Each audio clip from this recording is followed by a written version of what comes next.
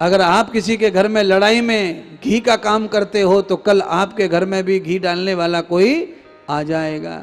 इसीलिए मुझे लगता है कि कथा सुनने का मतलब यही है कि हम ज्यादा से ज्यादा किसी के जीवन में शांति कैसे आए यही योजना बनाएं, किसी के जीवन में अशांति कैसा पैदा हो यह योजना ना बनाएं, ये कर्तव्य ना निभाएं, ये कर्म ना करें। हमारे कारण किसी का जीवन कैसे सफल हो सकता है वो करो, हमारे कारण किसी का जीवन कैसे असफल हो सकता है वो ना करो।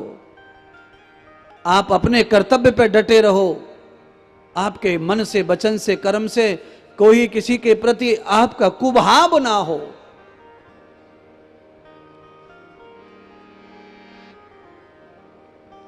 महादेव शांत नहीं हो रहे, सब सृष्टि को जलाने के लिए आतुर हो रहे। भगवान श्री नारायण ने बार बार शिव लीलामृत का पाठ किया, शिव स्तोत्र सुनाए, महादेव शांत हुए। रुद्र रूप से महादेव शिव रूप में आए, तब महादेव ने नारायण को देखा और ब्रह्मा जी को देखा। सारे देवता त्राहिमाम कर रहे, महादेव रक्षा करो, रक्षा करो। तो भगवान नारायण का और भगवान शिव का संवाद हुआ। महादेव को नारायण ने कहा, देखो महादेव, सती तो अजन्मा है, वो कैसे मरेंगे? उन्होंने अपने नासमान पंच तत्व के चोले को समाप्त किया है और वो माता जगत माता है, वो समाप्त नहीं हो सकती हैं। उन्होंने तुम्हें पाने के लिए पुनः हिमाचल राजा के यहाँ पार्वती के रूप में अवतार ले लिया है, इसलिए तुम्हें अब क्रोध करने की कोई आवश्यकता नहीं है। भगवान नारायण ने जब ये संदेश दे दिया कि सती ने पार्वती के रूप में अवतार लिया है, नया शरीर धारण कर लिया है शिव के लिए, तो भगवान शिव शांत हो गए, क्रोध शांत हो गया और अपनी जटाओं में से भगवान ने एक जटा उखाड़ करके त्रिशूल पर डाल दी और वो कट के 2 टुकड़ों में बट गई। एक टुकड़े से वीरभद्र का जन्म हुआ और उस वीरभद्र को भगवान ने कहा, जाओ भद्र, कल्याण करो दक्ष प्रजापति का और समस्त देवता ऋषि मुनियों का, जीवित कर दो यजमान को। वीरभद्र ने कहा, जिसकी गर्दन जल गई, राख हो गई, अब वो कैसे जीवित होगा? तो कहा, मार्ग में जो भी तुम्हें जीव मिल जाए उसी की गर्दन जोड़ देना, वो जीवित हो जाएगा। तो वीरभद्र जी ने मार्ग में बकरे की गर्दन काट के दक्ष प्रजापति के धड़ पर लगा दी और भगवान शिव जी ने अपनी सामर्थ्य से दक्ष प्रजापति को पुनर्जीवित कर दिया। वो पुनः जीवित हो गए और सबसे पहले दक्ष प्रजापति ने भगवान नारायण, भगवान शिव से ही प्रार्थना की और शिव जी से क्षमा याचना की।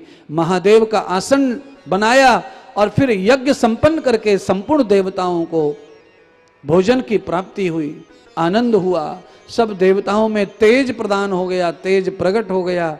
देवता यथा स्थान चले गए सेवा करने के लिए। दक्ष प्रजापति का मानव जीवन आधा जानवर का हो गया और आधा मानव का हो गया। आप कथा समझ गए होंगे। दक्ष प्रजापति का आधा जीवन मानव का और आधा जीवन जानवर का क्यों हो गया? इसीलिए हो गया कि भक्ति से जो शक्ति प्राप्त हुई उस शक्ति का दुरुपयोग किया और दुरुपयोग के कारण जीवन में मानवता समाप्त और जानवर का भाव पैदा हो गया इंसान की जगह। जानवर का भाव क्या है? जानवर का भाव है भूख लगने पर जानवर अपने बच्चे तक को भी खा जाता है, यह जानवर का भाव है। शक्ति का दुरुपयोग जब व्यक्ति करता है, अपने आसन का, अपनी प्रतिष्ठा का, अपनी नौकरी चाकरी पद का जब आदमी दुरुपयोग करता है तो उसके नाश की जड़ उसी समय हरी होने लगती हैं और बीज पैदा हो जाता है उसके नाश का। अवश्यमेव उसका नाश होगा, रुक नहीं सकता है, क्योंकि पद का दुरुपयोग कभी नहीं करना चाहिए। जिसने पद का दुरुपयोग किया उसके जीवन में हमेशा गर्त आया है, और जिसने पद का गौरव नहीं किया, जिसने पद का अहंकार नहीं किया, उसके जीवन में हमेशा विकास आता है, उन्नति आती है, हमेशा सफलताएं आती हैं।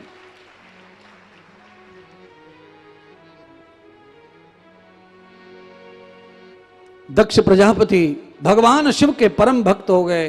क्यों? बेटी तो समाप्त हो गई उनकी, अब शिवजी से कोई संबंध नहीं रहा। आज शिवजी के द्वारा ही दक्ष प्रजापति को पुनः जीवन प्राप्त हुआ। इसीलिए मुझे लगता है कि हमें किसी का भी बुरा करने के लिए कोई पूजा पाठ नहीं करना चाहिए, अन्यथा ऐसे यजमान को अगले जन्म में बकरे का शरीर प्राप्त होता है और बकरे का संसार में कोई उपयोग नहीं है सिवाय खाने के, कटने के, मरने के।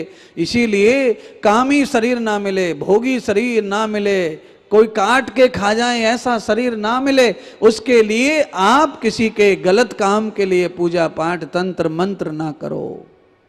है बहुत सारे लोग बड़े परेशान हैं।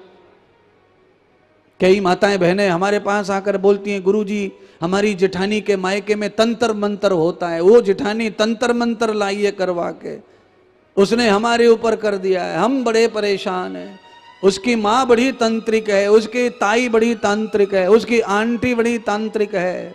अरे हमने कहा अगर वो तांत्रिक होते तो अपने तंत्र मंत्र को देवरानी पे ना चलाते, भोली भाली गरीबनी पे, उनका तंत्र चलाते वहां जहां से सोना निकल रहा है, जहां से हीरे निकल रहे हैं, जहां से मोती निकल रहे हैं, वहां अपना तंत्र चला करके सीधा अपने घर में बिना दिखाए सोना भर लो, हीरे मोती भर लो। अरे पगलो, इन तंत्रों से कुछ नहीं होगा, जादू टोनों से कुछ नहीं होगा, टोने टोटके से कुछ नहीं होगा। जो कुछ होगा भगवान को प्रसन्न करने से होगा, वो करो।